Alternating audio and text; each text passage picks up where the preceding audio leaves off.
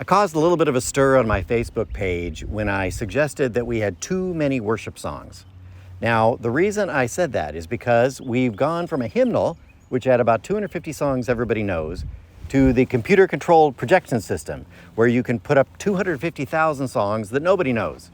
Now, I visit a lot of churches, and I tend to sit toward the back, and I look around, and the band gets up, and hardly anybody is singing.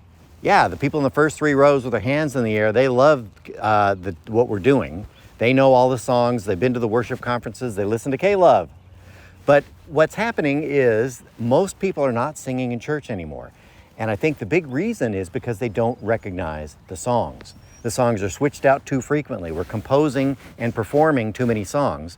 We're working for performance rather than participation. So I did a little experiment this Sunday. I attended a church that has both a contemporary service and a traditional service.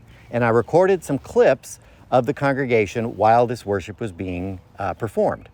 I want you to listen closely, not to the style. The traditional is definitely old style, and the contemporary is definitely more the style that most of us like. But listen to the voices.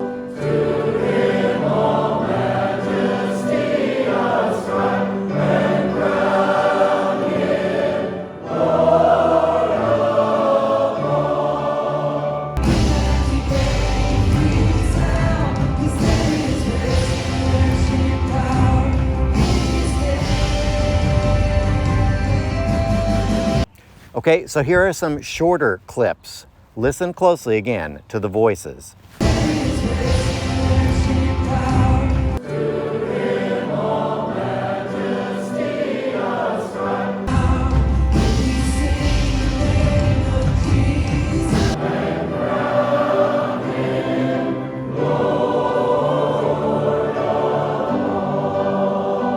So what's the solution? Do we need to dump contemporary worship and go back to the hymnal? Certainly not.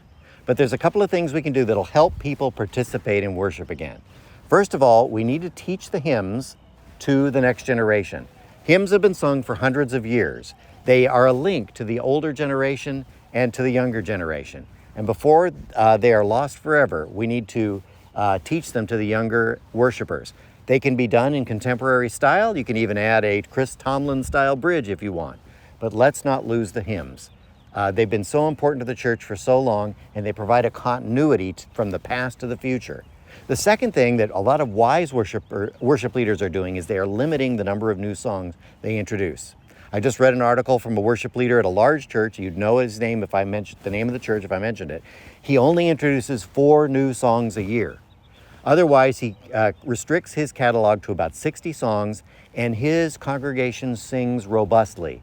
He says it's so tempting to go out and pluck the latest song from K-Love or from a worship conference. Don't do that.